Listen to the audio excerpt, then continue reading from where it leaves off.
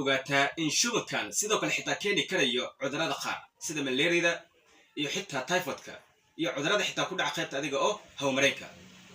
marka shubanka ujeedo haba si bay kumaani karaan, mar xitaa virus keeni karo, mar bacteria keeni karo, marna xitaa keeni karo parasites gooryamada. marka sidoo kale waxaad ogaataa in daawo ahaan shubanadan ay ku kala duwan yihiin.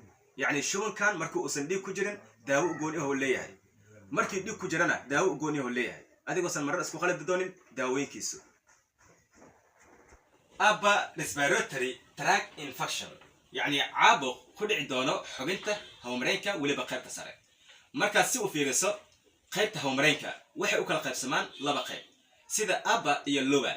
يعني lower respiratory tract infections يعني caabuqyada ku dhaca xubinta qaybta hoose hawmareenka, iyo upper respiratory tract infections caabuqyada ku dhaca xubinta qaybta sare hawmareenka. cudur ahaanna way ku kala duwan yihiin. qaybta hoose hawmareenka waxaa soo gali karo burukiitada, kolba-arida iyo waxaas idila soo gali karaan. qaybta sare hawmareenkana sinusitis yani caabuq ku dhaco duduleelaha sanka oo loo yaqaano cudurka goonjab ahaan. sidoo kale waxaa soo gali karo pharyngitis, waxaa soo gali karo xitaa marka si loo fiiriyo common cold or coryza. marka waxaa soo idil ujeedina daawo ahaan way ku kala duwan dhammaantoodana. urinary tract infection يعني caabuq ku dhaco xubinta kaadmareenka kaasoo lasoo gaabsado UTI.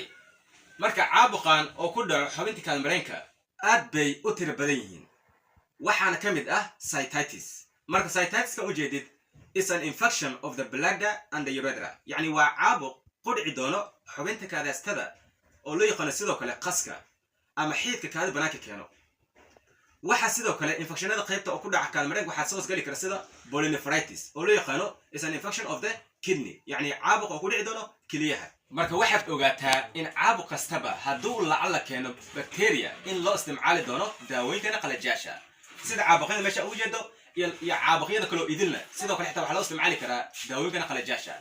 fadlan isku day inaad fahmi karto cashiradan aan soo dhigay channel YouTube-kaygu saad hadhowda u noqoto qof ku takhasusay daawooyinka guud oo loo yaqaano therapist. iskuna day fadlan inaad u sheegareedo muuqaaladan asxaabtaadu.